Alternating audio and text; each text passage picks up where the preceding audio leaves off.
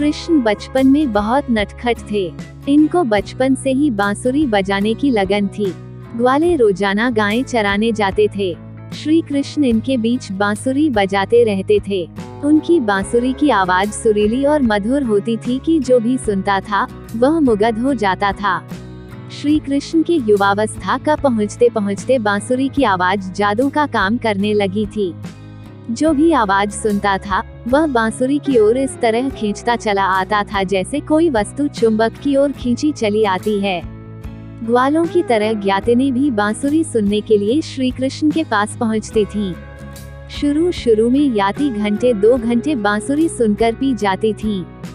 धीरे धीरे ग्वालिनें बांसुरी सुनने में अधिक से अधिक समय बिताने लगी और घर के काम काज के लिए समय कम रहने लगा। कुछ ग्वालिनें ऐसी भी होती थीं, जो पर के अपने छोटे बच्चों को छोड़कर बांसुरी सुनने श्री कृष्ण के पास चली जाती थीं। श्री कृष्ण पागल की तरह अपनी बांसुरी बजाने में डूबे रहते। तमाम लड़कियां और ग्वालिनें उनसे प्रेम करने लगी थीं, लेकिन श्री कृष्ण थे कि अपनी बांसुरी बजाने में ये रहते। लोग उन्हें पागल भी कहने लगे थे। कभी कभी बांसुरी की आवाज रात के सन्नाटे को चीरती हुई दूर दूर गांवों तक जा पहुंचती थी। ग्वालों और ग्वालिनों पर बांसुरी का एक जादू सा प्रभाव होता और वे बांसुरी सुनने के लिए अपने अपने पर से निकल पड़ते थे। गांवों में बड़ी अव्यवस्था फैल गई। जब घर का कामकाज छोड़कर ग्वालिनें श्री कृष्ण के पास चली जाती, तो घर का बचा हुआ काम घर के वृद्ध लोगों को करना पड़ता। उनके छोटे छोटे शिशुओं की भी देखभाल करनी पड़ती। फिर लोक लाज का सवाल भी उठ खड़ा हुआ था।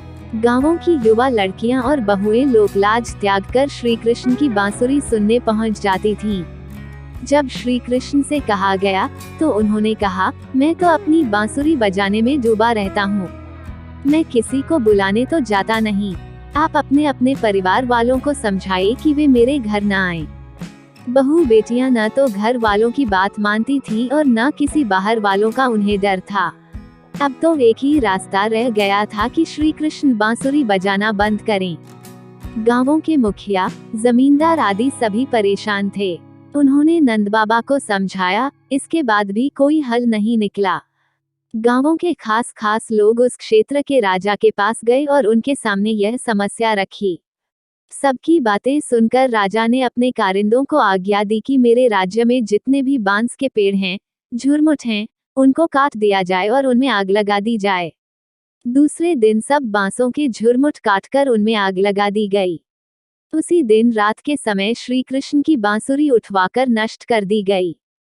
तब लोगों ने कहा, न रहेगा बांस, न बजेगी बांसुरी।